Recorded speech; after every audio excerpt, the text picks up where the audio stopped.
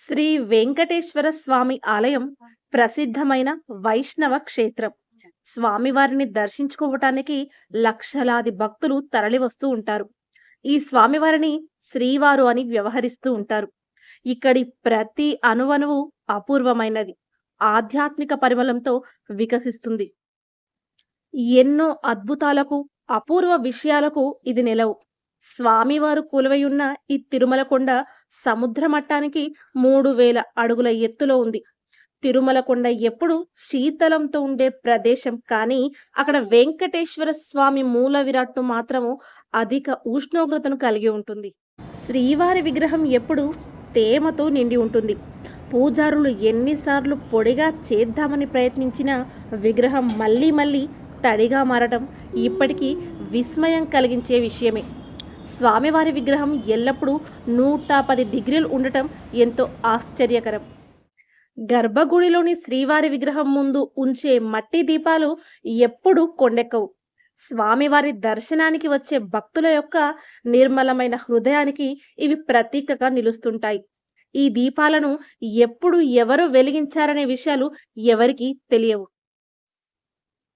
ప్రతిరోజు తెల్లవారుజామున 4:30 స్వామివారికి చల్లటి నీరు, పాలు, సుగంధ ద్రవ్యాలతో శ్రీవారికి అభిషేకం చేస్తారు.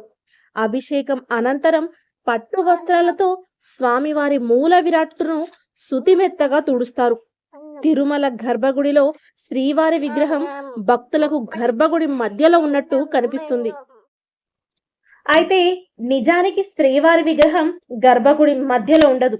గర్భగుడికి కుడివైపు మూలలో శ్రీవారి విగ్రహం ఉంటుంది. సరిగ్గా గమనిస్తే ఇది మీకు స్పష్టంగా తెలుస్తుంది.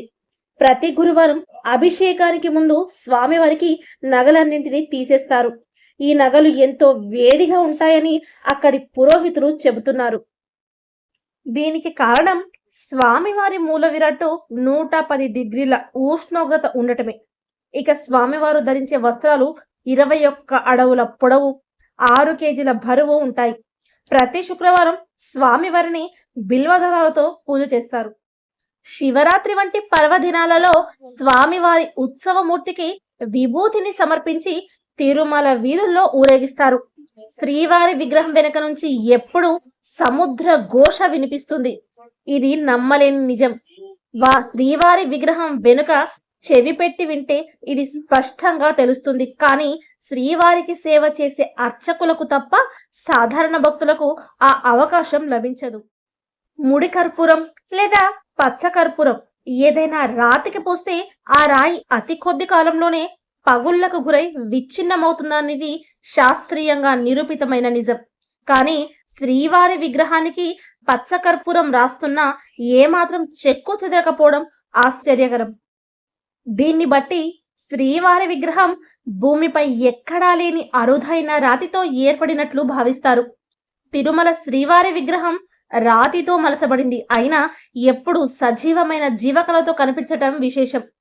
సముద్ర మట్టానికి 3000 అడుగుల ఎత్తులో ఉండటం వలన తిరుమల పరిసరాలన్నీ చల్లగా ఉంటాయి. కానీ స్వామివారి విగ్రహం మాత్రం ఎప్పుడు ఉష్ణం కారణంగా వేడిగా ఉంటుంది.